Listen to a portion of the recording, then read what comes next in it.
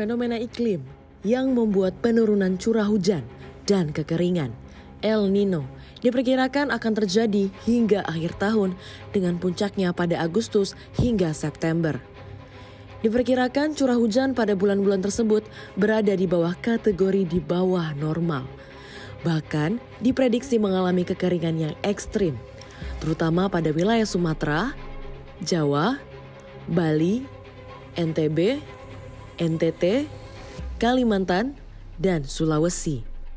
Fenomena ini memiliki dampak yang signifikan terhadap Indonesia, menciptakan tantangan serius bagi berbagai aspek kehidupan dan lingkungan.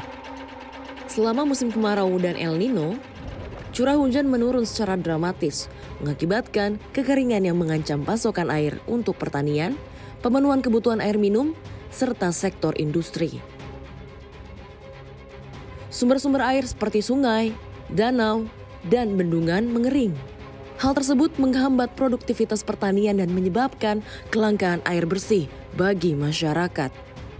Tentunya, ini menjadi momok yang menakutkan bagi sektor pertanian, yang merupakan tulang punggung ekonomi bagi banyak penduduk Indonesia, karena mengakibatkan gagal panen dan penurunan produktivitas tanaman. Fenomena ini sudah nampak terlihat, salah satunya terjadi kekeringan di Bendung Katulampa, Kota Bogor.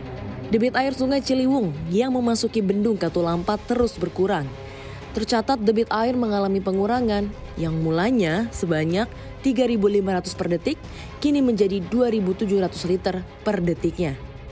Selain berkurangnya debit air yang masuk, tinggi muka air atau TMA di Bendung Katulampa pun berada di titik 0 cm sejak awal Juni 2023. Beberapa waktu lalu, Badan Meteorologi, Klimatologi, dan Geofisika atau BMKG telah memprediksi bahwa akan terjadi kemarau kering di Indonesia. Dan dikabarkan pemirsa bahwa di Bendungan Katulampa yang berlokasi di Bogor, Jawa Barat ini sedang mengalami kekeringan. Bahkan debit airnya bisa mencapai titik 0. Nah, pada bulan Juli 2023 kemarin ini dilaporkan pula bahwa debit airnya masih terbilang belum normal. Dan saat ini saya sudah berada di Bendungan Katulampa untuk mengecek langsung situasi dan juga kondisi dari bendungan ini. Dan bisa pemirsa lihat di layar kaca Anda bahwa saya setengah berada di tengah-tengah Bendungan Katulampa, yang artinya ini bendungan masih kering pemirsa, karena saya pun masih bisa berdiri di tengah bebatuan ini yang harusnya batu-batu ini sudah tenggelam kalau normal begitu. Dan tepat di belakang saya pun banyak sekali pintu-pintu air. Namun yang difungsikan hanya satu pintu air saja pemirsa. Dan juga menurut data dari Badan Penanggulangan Bencana Daerah Provinsi DKI Jakarta, untuk debit air per tanggal 4 Agustus 2023 ini untuk debit air sudah mulai naik, yakni naik sekitar 10 cm. Nah, rendahnya intensitas hujan di kawasan puncak atau di kawasan Bogor ini selama beberapa waktu terakhir diperkirakan menjadi salah satu penyebab daripada kekeringannya Bendung Katulampa, yang menyebabkan pengisian debit air di daerah tangkapan hujan, daerah aliran sungai atau DAS di Ciliwung ini tidak maksimal atau tidak signifikan. Sementara menurut data dari Kepala Pusat Informasi Perubahan Iklim BMKG, Fahri Rajab, hasil monitoring BMKG hingga pertengahan Juli 2023 memang menunjukkan sebesar 63% dari zona musim telah memasuki musim kemarau. Ditambah lagi pemirsa, BMKG ini sudah memperingatkan terjadinya El Nino. Nah, El Nino ini tersebut menyebabkan penurunan intensitas hujan juga yang menyebabkan tentunya kekeringan, bahkan bisa melampaui ekstrim. Dampak El Nino di Indonesia ini pemirsa umumnya dirasakan pada musim-musim kemarau, yakni bulan Juli, Agustus, September, hingga Oktober. Nah, ditambah ya, jadi untuk kemarau ditambah El Nino itu bisa menyebabkan combo atau perpaduan cuaca yang ekstrim. Nah, bahkan pemirsa diprediksi ini El Nino dapat berkembang menjadi lebih moderat pada semester 2 2023, serta IOD positif terdapat terjadi dan bertahan hingga Januari 2024. Nah, El Nino ini sangat berbahaya pemirsa, terutama untuk pasokan pangan, karena dapat mengancam pasokan pangan begitu.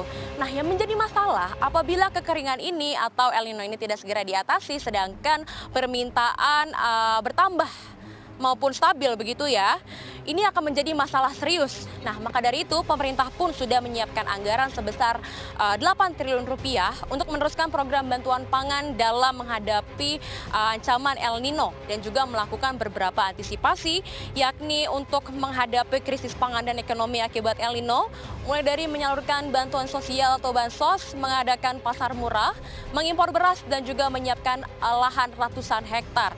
Dan kita pemirsa harus lebih aware ya dan juga lebih waspada pada bulan-bulan kemarau atau kekeringan ini.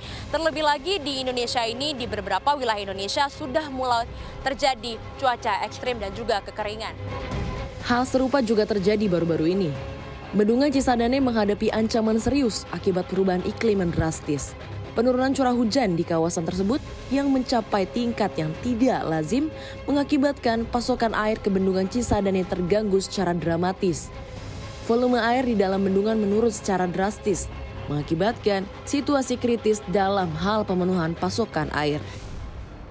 Oke pemirsa, setelah kemarin saya sudah ajak pemirsa untuk melihat-lihat situasi di Bendungan Katulampa yang berlokasi di Bogor. Saat ini saya akan mengajak Anda untuk mengecek juga situasi di Bendungan Cisadane atau di pintu air 10 yang berlokasi di Tangerang, Banten. Nah, seperti apa? Mari ikuti saya.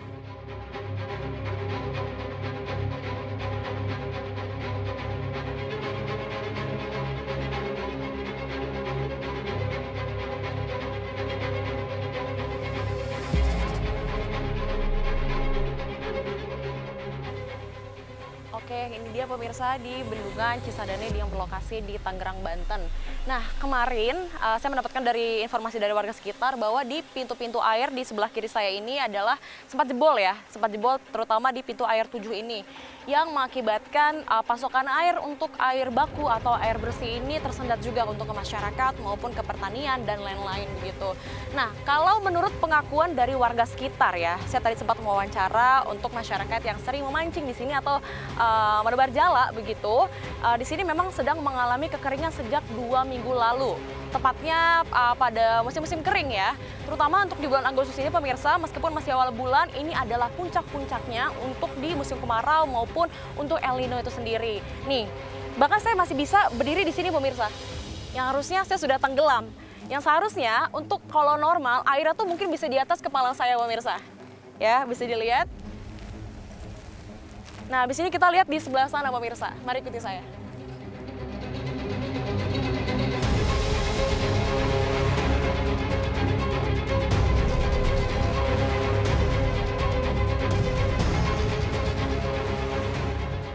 Ini ada yang menarik perhatian saya pemirsa. Di sini ada bukan hanya manusia aja atau masyarakat yang terdampak, ternyata ikan-ikan pun ikut terdampak ya. Di sini banyak bahkan ikan-ikan sudah mati karena kekeringan. Karena dia juga terjebak gitu, yang harusnya ini kan air permukaannya naik surut, jadi ikan-ikan pun ikut kena dampak. Dan kalau kering begini, sampah-sampah pun ikut kelihatan juga pemirsa.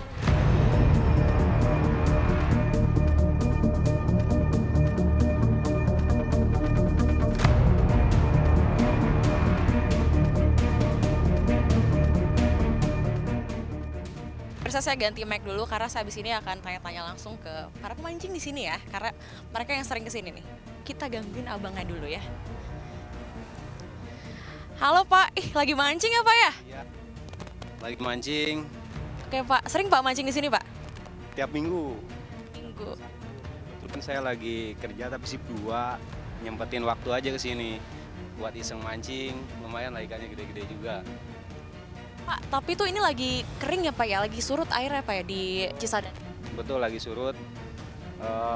Kurang lebih ini udah sebulan lah, sebulan inilah surutnya. Lumayan banyak juga kan yang nyari-nyari ikan di sini. Tapi itu makin surutnya di 2 minggu terakhir ya Bang ya? 2 minggu terakhir lah, kurang lebihnya 2 minggu terakhir ini.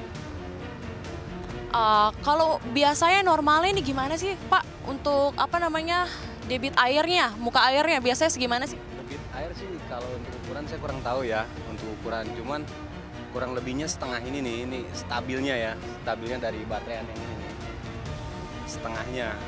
Ini kena kerendam air biasanya. Ya, bahkan bisa nyampe batu-batu itu Bang yang di sebelah belakang ini. Kurang lebih kalau misalkan debit airnya lebih dari pintu air itu biasanya buka air 2, 3 sampai ke atas juga airnya. Tapi kalau sekarang pintu air ditutup semua ya Bang? Kayaknya sih iya ditutup semua. Udah normal lagi sekarang. Tapi ini air berasal dari mana sih? Tahu nggak?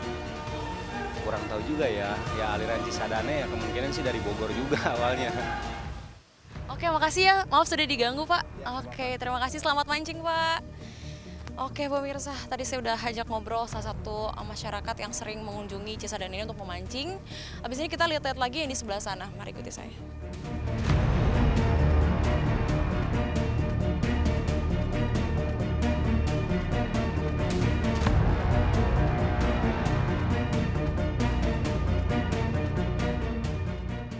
Sementara itu, PDAM Tirta Benteng Kota Tangerang sudah menyiapkan antisipasi agar pasokan air pada masyarakat tidak berkurang. Upaya yang dilakukan adalah pengerukan sedimentasi. Selain itu, dalam upaya mengantisipasi fenomena ini, sejumlah kesiapan dalam menghadapi bencana kekeringan tengah dipersiapkan Direktorat Jenderal Sumber Daya Air Kementerian Pekerjaan Umum dan Perumahan Rakyat.